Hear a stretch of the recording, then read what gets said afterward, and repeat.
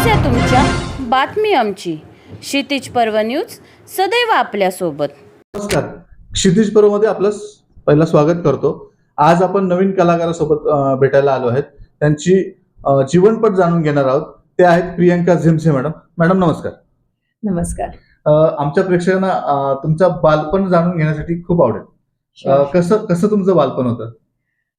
माझं बालपण म्हणजे पेणची मूळची आहे. मी रायगड इथे वाढलेली आहे. माझं स्कूलिंग तिथे झालंय आणि कार्मेल कॉन्व्हेंट ह्या स्कूलमध्ये मी तिथे होती आणि खूप छान पद्धतीने सगळं स्कूलिंग झालं. आणि माझं जे काय म्हणतात कॉलेज असतं त्याच्यासाठी मी पनवेलला आली. पनवेलला मी महात्माला होती.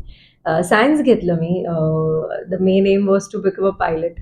सो मॅथ्स घेतलं आणि मग विचार केला की बघू त्यात काय होतंय का. बट लाईफने असा युटर्न मारला की मग डिसाईड केलं की वेगवेगळ्या एक्झाम्स देऊयात. त्यातलीच एक एक्झाम होती हॉटेल मॅनेजमेंट, कारण की मला जेवण बनवणं आणि बेकरी ह्याच्यामध्ये एक रुची असायची. सो ती क्रॅक केली. त्यानंतर दादर केटरिंग कॉलेज इथे माझं ऍडमिशन झालं. तिथे मी 3 वर्ष हॉस्पिटॅलिटी अँड हॉटेल ऍडमिनिस्ट्रेशन केलं.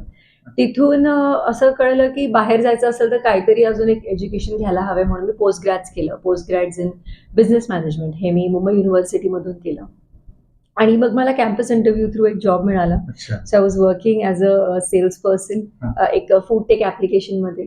ते करता करता काही असं वाटत होतं की की स्कूल टाइम पासूनच अँकरिंग म्हणा किंवा नृत्य म्हणा, म्हणजे भरतनाट्यम म्हणा किंवा बॉलिवूड डान्सिंग म्हणा, ह्याच्यात पहिलेपासून एक आवड होती. आई वडिलांनी खूप प्रोत्साहन दिल्यामुळे ते नेहमीच असायचं. सो ते कुठेतरी मला वाटलं की कमी पडतंय. सो मग मी थोडासा एक सबॅटिकल ब्रेक घेतला आणि विचार केला की थोडं एक करिअर आपण थोडं आपल्या पॅशन टुवर्ड्स बघूयात. काय वाटतं, एक 9 to 5 वाटलं मला मी सोडीन, पण आता जे करते ते 12-12 तासाचं असतं, त्यामुळे 9 to 5 काय विशेष नव्हतं. तर तसं सगळं झालं. मग आईच्या मैत्रिणीने मला एक सजेशन दिलं की FTII एक छोटे छोटे कोर्सेस आणलेत की 2 महिन्याचे कोर्सेस, 1 महिन्याचे कोर्सेस, फिल्म मेकिंग म्हणा किंवा ऍक्टिंग म्हणा. तर मी फाउंडेशन इन ऍक्टिंग FTII आणि फिल्म डिव्हिजन बरोबर केलं. त्यानंतर पुढे फिल्म अप्रिसिएशन केलं पुण्यामध्ये त्यांच्या FTIIच्या कॅम्पसमध्ये. असं करता करता मग मिस रायगड महाराष्ट्र मध्ये पेजंटमध्ये मी उतरली. हे सगळं करता करता मग आज मी ऍक्टर बनले. ऍक्टर, त्यानंतर अँकर, आता को प्रोड्युसर, असं सगळं चाललंय. तुम्ही म्हणजे मराठी कन्व्हर्ट्स मध्ये होतात. लहानपणी मस्ती वगैरे आईने कधी मारलंय वगैरे? खूप, म्हणजे खरं सांगायचं तर खूप खूप मस्तीखोर अशी मी मुलगी होती लहानपणी. म्हणजे स्कूलमधून खूप कंप्लेंट्स असायचे डायरीमध्ये की हिने आज अभ्यास नाही केला किंवा आज हिने होमवर्क नाही केला किंवा हिने असं नाही केलं. आणि मी ते पेजेस फाडायची का तर समजायला नको. पण खूप म्हणजे खूप मस्ती होती माझ्यात. मला एक लहान भाऊ पण आहे, पण तो जरी खूप शांत होता, पण माझी मस्ती खूप असायची. त्यामुळे आई वडिलांना वाटायचं बापरे आज कॉल येतो स्कूलमधून, तर काय नक्की असेल. तर हे असं काही प्रसंग घडला होता की शाळेतून घरी आल्यानंतर मला ओरडा मिळणार आहे, असं काही? हो, मी ना आय थिंक मी 4थीत होती आणि मला एका माझ्या मित्राने आमचं कसं को एज्युकेशन होतं. मुलं मुली आम्ही सगळे एकत्र असायचो, बसायचो देखील एकत्र. 4थीमध्ये त्याने मला, मी ना पहिले मी जाडी होती, तर तो मला असं म्हणाला ही जाडी, तर मी त्याचा बोट चावलेली. तर तेव्हा त्याच्या बोटातून रक्त आलेलं आणि काय काय, तर त्याची आई रडत होती. मग माझ्या प्रिन्सिपलने आईला बोलवलं आणि मला काय फरकच नाही पडला, कारण की तेव्हा एवढी समज नसते. तेव्हा ते रेज असतं की अरे मला असं कसं बोलू. तर तेव्हाचा तो इन्सिडेंट आहे जेव्हा आई वडिलांना बोलवलेलं स्कूलमध्ये. आणि मग तुम्ही आता सायन्स केलं, म्हणजे कॉलेज नंतर सायन्स केलं, नंतर बाकीच्या डिग्र्या केल्या. मग तुम्ही म्हणजे तुम्हाला अशी कलाटणी कशी मिळाली की मला अभिनयाकडे जायचंय?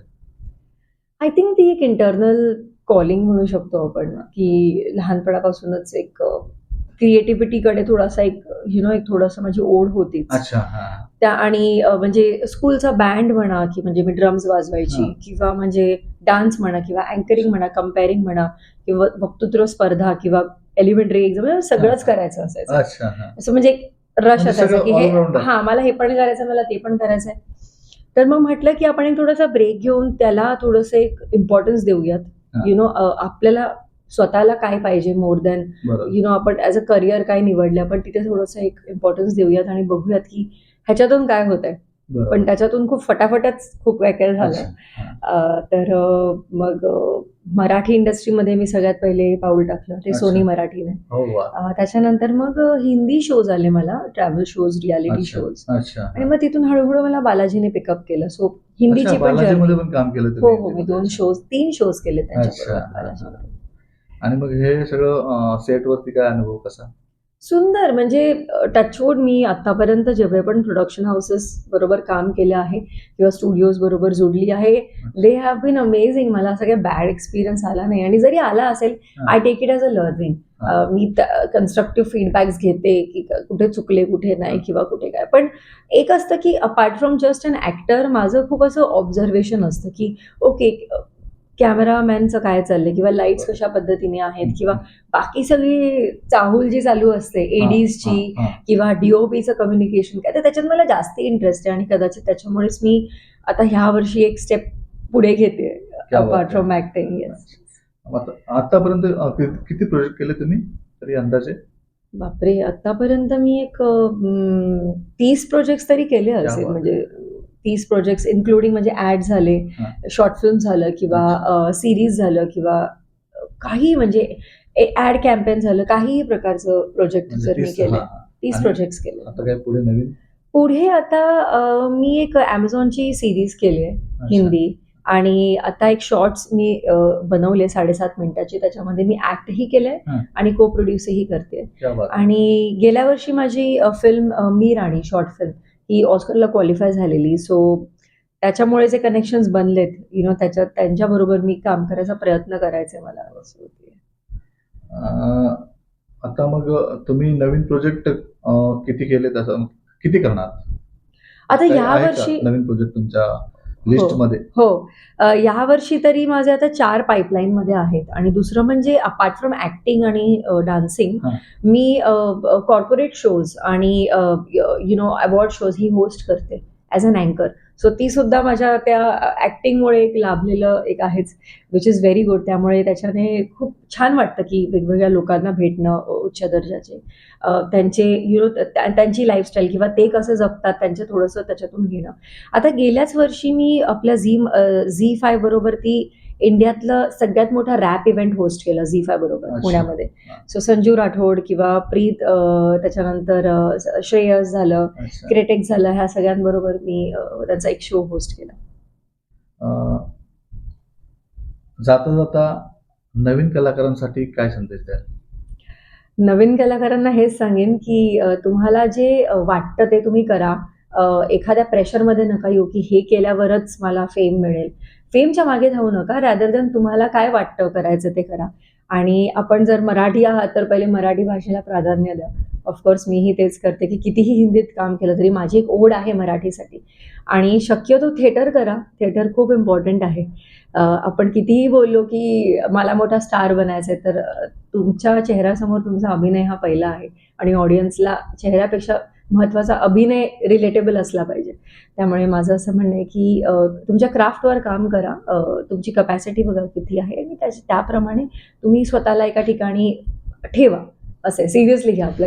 तर ह्या होत्या सुप्रसिद्ध अभिनेत्री प्रियंका झेम्से यांच्यासोबत आपण त्यांचा जीवनपट जाणून घेतला. अशीच नवीन अभिनेत्री असतील, अभिनेते असतील यांना भेटण्यासाठी परत आपण नेक्स्ट वीकमध्ये भेटूया. तोपर्यंत आपला चॅनल सबस्क्राईब करायला विसरू नका. थँक्यू.